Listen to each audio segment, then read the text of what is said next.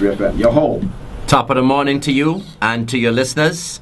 It's indeed a pleasure to be here in the studios of Crusader Radio and UPP. Happy 8th anniversary. We're looking forward to moving Antigua and Barbuda onwards and upwards. You know, Doc, I want to begin first of all by asking you, in terms of our growth, in terms of the integration of technology nationwide, I know that you have begun this some time before, but what have you accomplished so far in the past, and what is in store for us in the future in terms of integrating technology here in Antigua Barbuda? When the Honorable Prime Minister in 2004, December, asked me to consider serving in his cabinet, I accepted and didn't realize the enormity of the task then. 6+ years onwards, the following has been achieved, and I put them not necessarily in any order of importance. We landed a new submarine fiber optic cable system in which the government itself has an equity and which the government is using to power up not only the operations of central government, but indeed the majority of the computer access centers. And of course, we have been able to provision Mount St. John's Medical Center with major bandwidth. We have commissioned in excess of 30 community computer access centers, some done by central government funding, some done in collaboration with friendly governments, some done with the assistance of Digicel.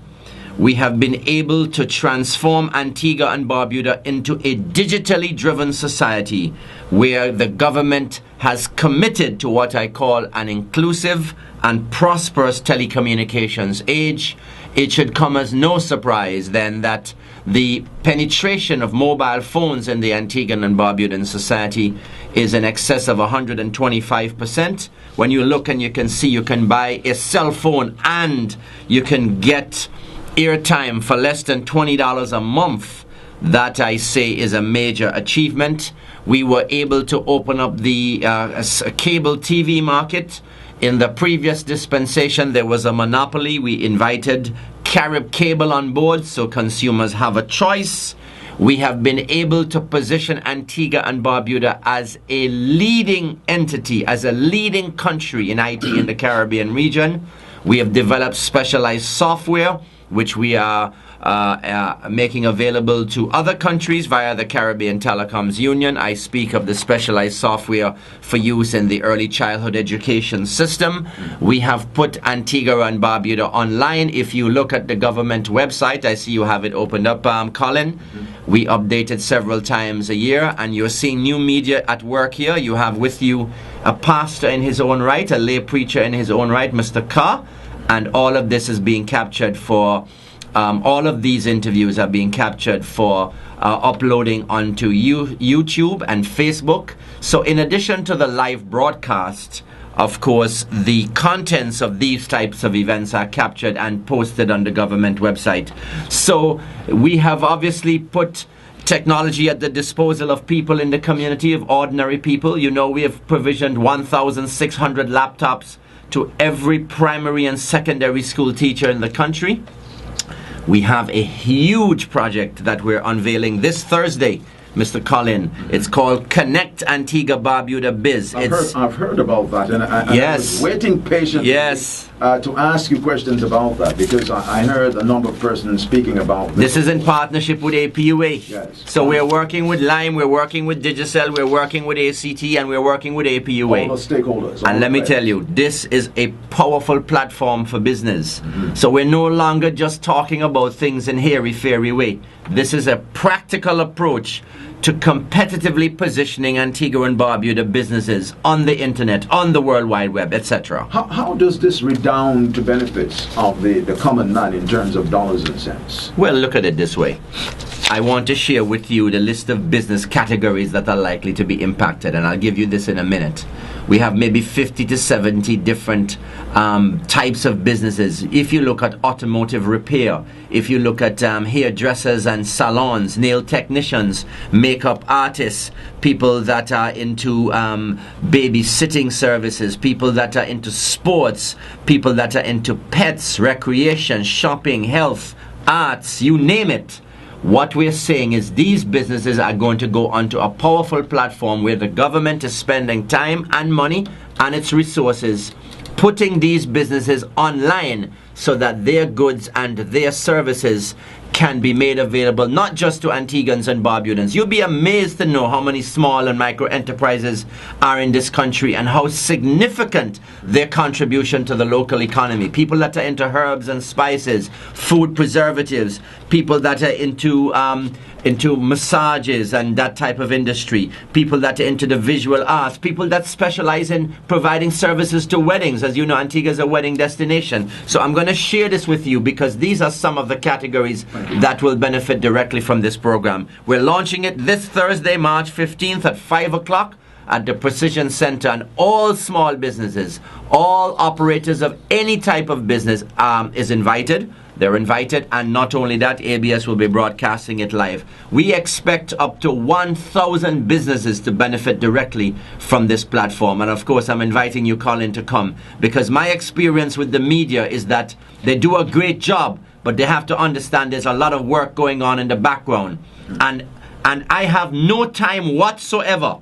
I want you to listen to me closely. I have no time whatsoever to listen to the detractors because they were a colossal failure for 28 years.